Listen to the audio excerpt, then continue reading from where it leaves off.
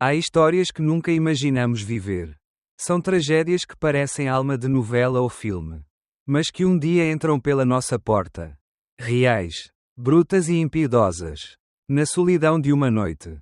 Enquanto a cidade dorme, fico encarando o meu reflexo distorcido na janela. Perdi meus pais há 2 anos. Agora, o pouco que restava da minha família se despedaçou, perdi o amor da minha vida e o amigo mais fiel. Tudo de uma vez. O silêncio desse vazio pesa mais do que qualquer luto que já senti. Eu me pergunto, será que as memórias felizes bastam para proteger um coração estilhaçado? 12 anos juntos. Uma narrativa que, para qualquer observador, parecia destinada ao felizes para sempre, paixão da juventude. Amizades cultivadas a cada primavera. Noites repletas de riso. Promessas de eternidade. Mas bastou um momento, um olhar, um gesto suspeito, para que tudo desabasse de maneira irreparável. Quero te perguntar, enquanto assiste a este vídeo, você já sentiu o mundo desmoronar quando descobriu que a pessoa em quem mais confia é, na verdade, quem mais te traiu? O que faria se, num piscar de olhos, o seu paraíso se tornasse um inferno por culpa de quem você achava que te amava? Esta história vai além da traição. É sobre atravessar o inferno da dor e redescobrir quem somos quando tudo à volta é destruído. Ao final, deixe seu comentário. Você perdoaria? Ou iria embora? Ainda acreditaria no amor e na amizade? Parte 1. Tempos felizes e amizade inabalável. Antes do desastre, eu me sentia o homem mais sortudo, uma esposa incrível. Um grande amigo de longa data. Anos de juventude compartilhada. Desafios superados lado a lado, até as tragédias familiares. Eles estiveram comigo em cada passo. Sorrisos, promessas, abraços sinceros. Do tempo de estudante às noites de celebração. Passando pela dor da perda. Eles eram minha fortaleza. Foi nesse cenário sereno, quase banal na sua felicidade, que a maior tempestade da minha vida começou a se formar. Silenciosa, no horizonte. Nunca é fácil traduzir em palavras a paz silenciosa de quem acredita que encontrou tudo de bom que a vida pode oferecer. Anos atrás, eu era esse alguém. Vivia cercado de pequenos instantes de felicidade genuína. Convicto de que meu destino tinha sido selado ao lado das pessoas certas. No início éramos 3, inseparáveis pelas escolhas da vida: minha esposa Helena e meu melhor amigo de infância, André. Não apenas partilhávamos as alegrias, mas também o medo do futuro. Sonhos adolescentes. Noites perdidas em bares da cidade e pactos silenciosos de lealdade. E com o tempo, nosso círculo se alargou. A amiga doce de Helena, Vitória, que espalhava risos pelo salão, os colegas de faculdade. Como Miguel, sempre pronto para um conselho ou para um churrasco improvisado de sábado. Com eles, aprendemos que a amizade de verdade atravessa fases boas e ruins. Lembro perfeitamente do nosso primeiro apartamento, parede com cheiro de tinta fresca. Poucos móveis, mas um calor de lar que só a cumplicidade proporciona. Aos domingos, André batia na porta sem avisar com croissants e jornal. E passávamos horas em discussões, profundas, sobre futebol, política e os mistérios do amor e da fidelidade. Helena, sempre generosa, fazia questão de juntar todos para aniversários, natais, até pequenas conquistas eram motivo de festa coletiva. O tempo avançou e, mesmo com perdas e desafios, mantivemos aquela sensação de invencibilidade. Quando perdi meus pais, foi Helena quem me segurou no colo e foi André quem cuidou de todos os arranjos do funeral. Até mesmo deixando de lado seus próprios problemas para garantir o meu mínimo de conforto. Aquela dor moldou nossa ligação, mais do que nunca eu sentia que não estava sozinho no mundo. Por fora, parecia um quadro de família perfeita, viagens para a serra, jantares à luz de velas improvisados, planos de filhos, de viver perto dos amigos, os perrengues da vida adulta, as pequenas brigas por bobagens, eram sempre superados pelo riso, pela troca de olhares que ninguém mais decifrava. Naqueles anos, nunca desconfiei da força dos laços invisíveis que uniam cada um de nós. Na minha cabeça, a confiança era absoluta. Tão sólida quanto as promessas deixadas nos aniversários. No altar do casamento. E nos corredores de hospital. No fundo do coração. Sempre tive medo de perder tudo, porque quem já sentiu a dor da perda aprende a temê-la eternamente. Mas confiava no futuro. Nas pessoas. Em mim mesmo. Mas até mesmo os castelos mais sólidos podem esconder rachaduras. Agora, olhando para trás, vejo sinais minúsculos, aquela ligação que Helena recusou atender na minha frente. Um segredo nos olhos de André durante uma viagem. Mas quem, numa vida feliz, ousa alimentar suspeitas? Preferi acreditar. Preferi amar. E você? Já sentiu que vive dentro de um filme no qual os personagens são perfeitos demais para serem reais? Já confiou tanto em alguém a ponto de ignorar toda e qualquer sombra? Deixe nos comentários como você enxerga a felicidade. Ela é para sempre ou sempre parece prestes a acabar? Transição. O início das suspeitas. Foi nesse palco de harmonia, rodeado por amigos e promessas, que um simples detalhe, um gesto estranho, uma troca de olhares rápida demais, começou a soprar ventos de mudança. E o que parecia eterno começou, pouco a pouco, a revelar o peso das mentiras por trás dos sorrisos. Mas essa é a história da próxima parte. Parte 2. O nascimento da desconfiança e os primeiros sinais. O início de toda a tragédia é sutil. Ninguém percebe quando uma tempestade começa a se formar até que o vento finalmente derruba a primeira janela. Para mim, os sinais vieram como pequenas faíscas, banais, quase invisíveis, que queimavam devagar, corroendo a base das minhas certezas. No início foi um gesto. Helena, sempre tão presente, começou a se dispersar. Chegava tarde, cansada, jogava o celular na bolsa antes de chegar perto de mim. Sorria menos e respondia às minhas perguntas com frases curtas. Como quem guarda um segredo impossível de compartilhar. Certa noite, numa festa da nossa amiga Vitória, flagrei um olhar atravessado entre Helena e André. Um olhar rápido, tenso, muito diferente do calor descomplicado daqueles tempos felizes. Eu não queria acreditar em nada além de uma amizade, mas... naquele instante, uma faísca acendeu dentro de mim. Fingi ignorar. Busquei âncoras na normalidade. Mas quanto mais eu insistia, mais minha intuição gritava. As manhãs de domingo, que antes eram feitas de café e preguiça a dois, viraram momentos silenciosos. Helena saía para ir à academia, cada vez mais cedo. Voltava mais tarde, com perfume diferente, aquele detalhe que só quem ama percebe de verdade. Tentava quebrar o gelo e, às vezes, Miguel, nosso amigo conselheiro, notava meu semblante perdido e me puxava para jogar conversa fora no quintal. Tá tudo bem entre vocês? Ele perguntou uma vez, o olhar carregando mais preocupação do que curiosidade. Só consegui rir, mas na minha garganta ficava preso um nó de dor que eu não sabia traduzir. Comecei a colecionar pequenas suspeitas, mensagens lidas rapidamente e apagadas. Chamadas não atendidas quando eu me aproximava. Reuniões de trabalho em horários cada vez mais incomuns. Até a doce Vitória, antes tão próxima de Helena, pareceu distante. Ou eu estava enlouquecendo, ou todos à minha volta tinham mudado. A pior noite foi durante uma viagem com todo o grupo para a serra. Enquanto preparava a churrasqueira com André, notei Helena ao longe, no deck, teclando apressada no celular. André sumiu por alguns minutos, tempo suficiente para minha imaginação disparar 1000 perguntas cruéis. Mais tarde, aquele clima estranho pairava entre eles. Feito um pacto silencioso. A cada dia, carregava um peso crescente de angústia. Passei a observar, talvez controlar demais. Sentia culpa por duvidar, tinha medo de ser injusto, de alimentar fantasmas. Mas algo em mim havia mudado, onde antes havia confiança.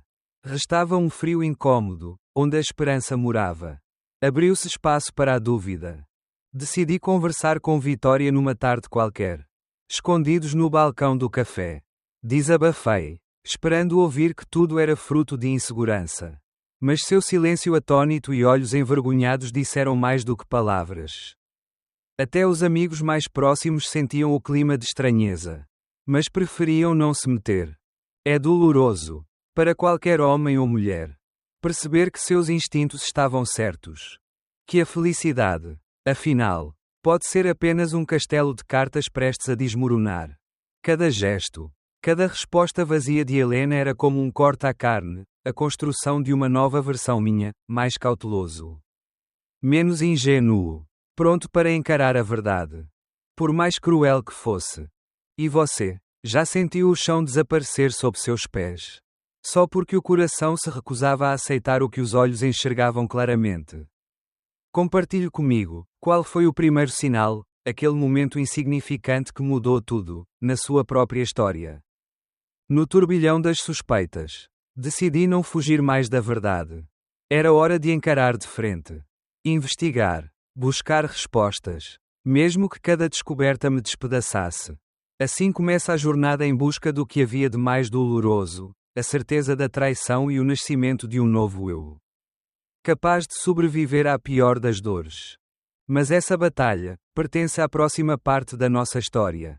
Parte 3. O processo de descoberta e o enfrentamento da traição. A verdade tem um cheiro estranho, mistura de medo, alívio e uma dor que te atravessa como uma lâmina gelada. Ao decidir finalmente buscar respostas, já não havia como voltar atrás. Cada passo rumo à verdade era perigoso, significava destruir a última imagem de quem eu pensava ser e do lar que eu ainda tentava proteger nos meus sonhos. Na primeira vez em que peguei o iPad de Helena, aquele objeto até então banal, agora carregado de suspeitas, senti o coração ameaçar explodir dentro do peito. As mãos tremiam conforme eu deslizava por mensagens. Imagens e conversas que jamais deveriam existir. Palavras íntimas. Promessas de encontros. Juras que excluíam meu nome do futuro deles. Meu corpo vibrava de raiva, incredulidade e um tipo de desespero mudo de quem percebe que acabou de cruzar a linha da inocência para sempre. André, meu irmão de alma, era agora apenas um estranho pela lente fria da traição. Linha após linha, fui testemunhando como alguém que me serviu de fiel escudeiro se transformava em comparsa do golpe mais baixo. Fotos, mensagens explícitas, planos detalhados para fugir, piadas secretas, tudo ali. Exposto, impossível de não ver. Por diversas vezes pensei em parar tudo. Fingir que não tinha visto nada. Queria acreditar que era tudo um erro. Que bastaria uma conversa para consertar o que estava quebrado. Mas a verdade teve seu próprio ímpeto. E, feroz, me arrancava de cada ilusão com mãos de ferro. Na solidão do escritório, cercado por fotos antigas, nossos sorrisos congelados nos porta-retratos, tentei entender onde eu me perdi. As perguntas me perfuravam, como eles puderam fazer isso comigo? O que faltou em mim? Será que toda felicidade não passa de ilusão? Vitória, aquela amiga de Helena que sempre foi uma figura secundária nas festas, apareceu de surpresa. Ela trouxe um café, sentou ao meu lado e, num silêncio vulnerável, me deu a coragem para desabar. Sem sermões, sem julgamento. Às vezes, tudo o que precisamos é de uma presença honesta para não sucumbir à loucura.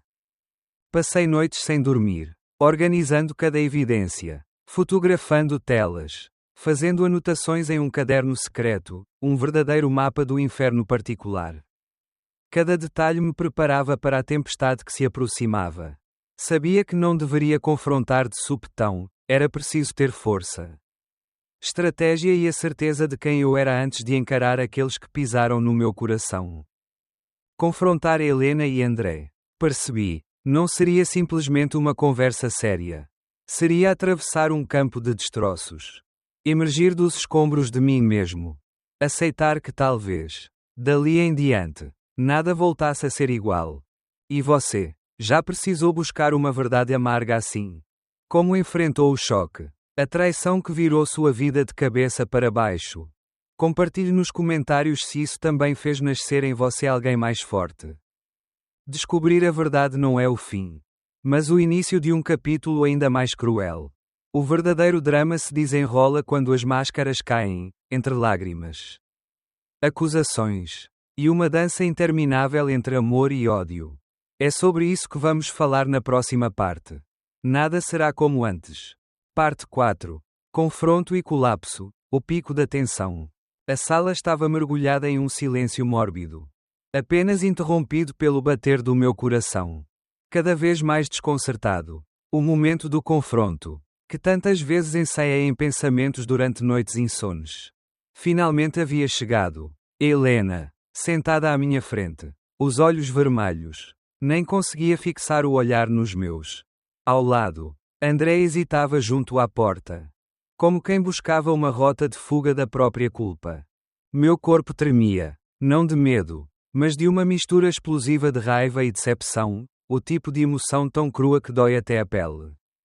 Tentei falar, mas a voz saiu rouca. Quase falhando. Há quanto tempo vocês vêm mentindo para mim? O silêncio entre nós três era ensurdecedor. Helena tentou negar, tropeçando nas palavras. Mas o olhar de André, baixo e derrotado, dizia tudo. Ali, meu melhor amigo era só mais um estranho. O passado, todos os churrascos. As madrugadas de consolo. As celebrações e os segredos partilhados, virou fumaça em segundos. Ela chorava, alternando entre desculpas infantis e acusações veladas. Você passava tempo demais no trabalho.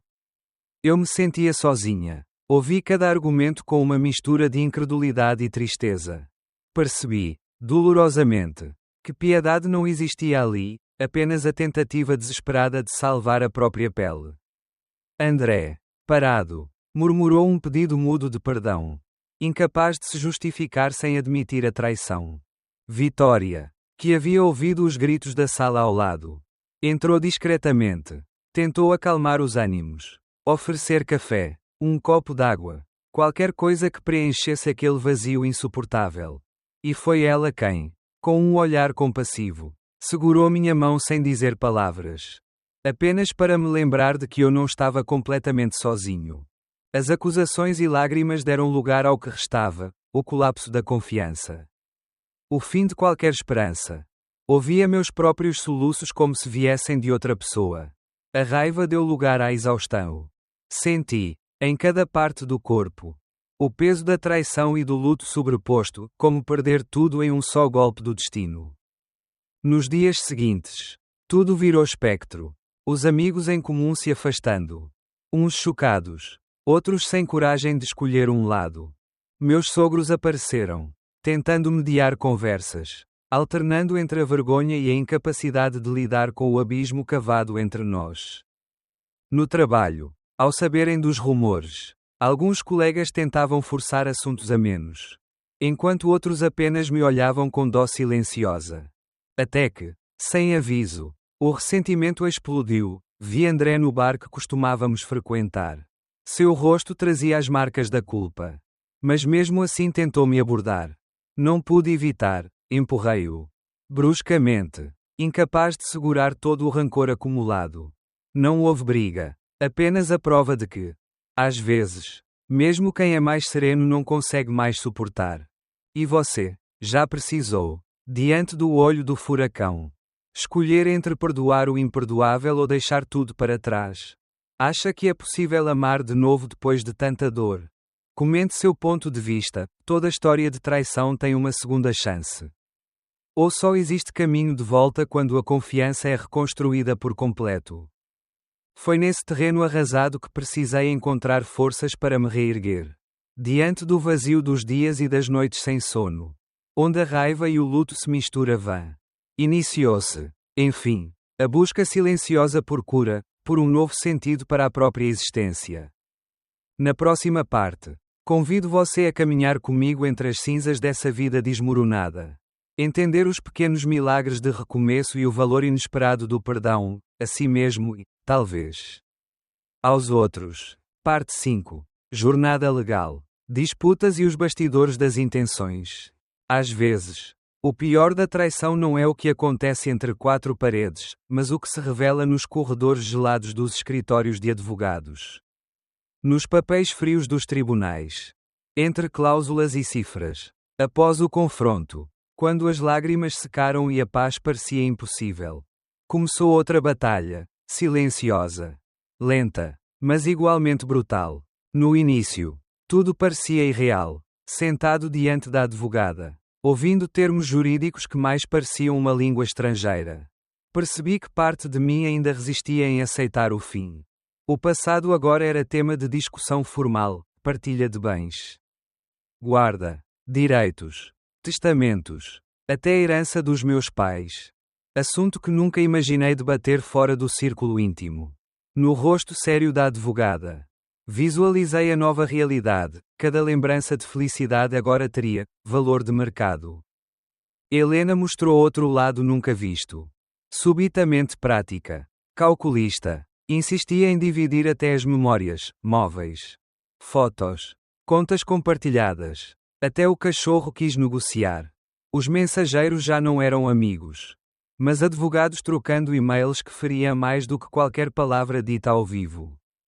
Havia nela, no olhar, uma frieza silenciosa e estranhamente magoada. Em conversas secretas, descobri, tentava garantir direitos sobre os poucos bens de valor, argumentando com mentiras e distorcendo fatos. Um dia, recebi por engano uma mensagem dela para sua irmã, debatendo como fazer render o divórcio, especulando se haveria alguma brecha para acessar minha herança, aquela que era meu último vínculo com meus pais. Ali, finalmente vi, para ela, e, supostamente, para André, restava mais interesse do que amor. Era preciso proteger não só meu coração, mas também meu futuro. Do outro lado, André parecia indiferente, como se quisesse que tudo acabasse logo para seguir a vida. Mas, nos bastidores, admitiu a amigos em comum estar sob pressão, também seria alvo de Helena, que insinuava querer garantir, se possível, algo dele. Tornou-se claro que alianças frágeis podiam ruir facilmente. E quem um dia foi cúmplice agora era rival. Vitória, testemunha e amiga, tornou-se meu porto seguro nesse cenário hostil, ajudando a rever documentos, lembrando detalhes de datas e posses que poderiam, numa audiência, fazer a diferença. Ela acompanhava minhas idas e vindas ao fórum, orientava nas reuniões, fazia companhia em cafés durante as pausas, sempre oferecendo um colo silencioso para a dor sem nome que atravessava meus dias. E então veio o auge dos jogos de manipulação, um anúncio repentino de gravidez por parte de Helena. Atestados médicos em mãos, exigências antecipadas de pensão, promessas de transformar tudo num acordo mais fácil, se eu aceitasse suas condições.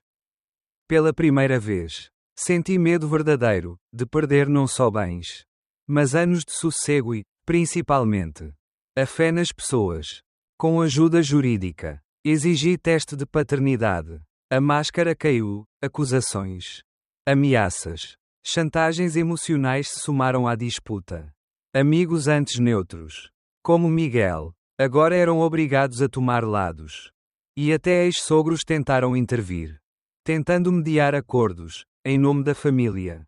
Vi claramente como a dor transforma pessoas. Como o amor pode apodrecer, se não há honestidade. O mais surpreendente foi reconhecer, entre tanta guerra, o início de uma estranha maturidade. Percebi que, mesmo cercado por interesses, eu tinha sobrevivido ao pior. A cada reunião, contrato, resposta fria, tornava-me mais resiliente. Entendi o valor silencioso do autocuidado, da justiça, da reconstrução sem rancor. E você, já enfrentou uma batalha legal onde sentimentos foram jogados contra cifras e promessas se transformaram em contratos? Como você reagiu ao perceber quem realmente estava ao seu lado? Compartilhe sua história, quem sabe. Assim como eu, você encontre força nas cinzas de um passado aparentemente destruído. No final dessa tempestade judicial, restava uma paisagem cheia de escombros e alguns poucos alicerces salvos. O que fazer quando o futuro parece um campo aberto? Na próxima parte, mergulhamos no processo de reerguer uma vida, de voltar a confiar, de descobrir novos sonhos, de, quem sabe, abrir as portas para um novo amor e, acima de tudo, reencontrar a si mesmo. 6. Reconstrução, redescobrindo a si mesmo e a esperança no amanhã. Sentir-se à deriva depois de uma tempestade não é apenas doloroso, é como atravessar um deserto onde cada passo exige coragem para não ceder ao vazio. Os primeiros dias após todo o caos judicial, as discussões, as traições, passaram como um borrão. Dormir era um exercício de paciência. Acordar uma pequena vitória interna. Ninguém ensina como juntar cacos de uma vida destruída, só a dor é mestra fiel desse aprendizado. No início foi a rotina que me salvou. O alarme tocando cedo, mesmo sem vontade de sair da cama. Dias de trabalho silencioso no escritório. Onde os colegas, com quem agora converso mais, como Marta do RH ou Ricardo da contabilidade, se tornaram inesperadamente bons ouvintes. Mesmo diante do meu silêncio. As visitas frequentes à academia. Não apenas para aliviar o corpo, mas para esvaziar a mente. Onde cheguei a conhecer Carlos. Um personal trainer que, sem muitas palavras, me ensinou sobre resiliência e autoaperfeiçoamento. Usando o suor como redenção. Meus laços familiares estremecidos começaram a se reconstruir devagar. Rita, minha tia materna, apareceu num domingo com torta de maçã. Propondo longos almoços em família para recuperar um pouco daquele lar perdido. Nessas pequenas reuniões, reencontrei também meus primos distantes e revi sorrisos esquecidos, um alento inesperado para o coração cansado. A terapia tornou-se outra âncora indispensável. Na sala de uma psicóloga gentil, Dra. Sofia, consegui nomear minhas feridas, o medo de jamais confiar. A vergonha de ter sido traído. A raiva de mim mesmo por ter sido vulnerável. Sessão após sessão. Fui aprendendo que não há vergonha em recomeçar, que o amor próprio e o perdão a si mesmo são os primeiros tijolos de uma nova existência. Com o tempo, abri espaço para novas amizades. Convidei Miguel e Vitória para um jantar em casa, onde compartilhamos histórias, rimos de pequenas tragédias cotidianas e relembramos os bons tempos sem pesar, apenas nostalgia branda. Com promessa de futuro em cada brinde. Entre conversas, conheci Isabela, amiga de Vitória, cuja sensibilidade pelas artes me inspirou a buscar novos interesses. Comecei a frequentar oficinas de fotografia e noites de poesia. Redescobrindo o prazer de simplesmente estar. Em meio a tudo isso, a tensão interna ainda existia.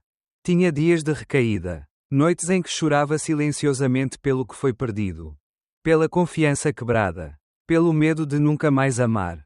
Mas, aos poucos, entre tropeços e pequenas conquistas, notei que a esperança deixava de ser uma palavra vazia para virar rotina diária, na maneira como sorria ao ver o sol pela manhã. Ao sentir o cheiro de café fresco. Ao perceber que a dor do passado não definia mais quem eu era. A maior das reconstruções não é aquela feita de móveis novos ou de contratos assinados. Mas de escolhas diárias de se levantar, de se perdoar e de se permitir sonhar. E você, no seu caminho particular, já precisou juntar pedaços, reinventar a própria vida depois do fim de um grande amor ou de uma grande dor? O que fortaleceu sua esperança? Compartilhe nos comentários, talvez. Juntos, a gente aprenda que a vida recomeça, até nas maiores ruínas. Os fantasmas do passado não me assustam mais como antes. Sigo escrevendo minha história, página por página. Com gratidão sincera às pequenas luzes que encontrei no meio da escuridão, amizades renovadas. Família reencontrada. A paz de saber que sobrevivi. Do outro lado da dor. Descubro que o amor próprio, e, quem sabe um dia, um novo amor, pode ser ainda mais forte que qualquer ferida. E nunca esqueço, recomeçar é um ato diário de coragem. E a esperança se constrói a cada manhã. Chegar até aqui não foi fácil. Reabrir feridas tão profundas. Reviver cada lembrança. Expor toda a dor e todas as pequenas vitórias dessa jornada, tudo isso exige coragem. Olho para trás com um misto de tristeza e alívio. Sim. Perdi muito, mas ganhei a chance de me reencontrar. Hoje, o medo dá espaço a uma serenidade discreta. A certeza de que sou forte o suficiente para reconstruir. Senti raiva, vergonha, solidão, mas também descobri em mim uma resiliência que nunca imaginei ter. Agradeço de coração por você que me acompanhou até o fim desta história. Sua presença silenciosa foi companhia em noites longas e frias. Cada visualização, cada comentário, cada palavra de apoio faz diferença. Minha dor e meu recomeço não são apenas meus, somos muitos recomeçando. Cada um à sua maneira. Se essa história ecoou em você, se ajudou de alguma forma, peço com carinho, deixe seu like para apoiar esse trabalho. Compartilhe o vídeo com alguém que precise de coragem ou inspiração. Inscreva-se no canal para não perder os próximos capítulos de superação e vida real.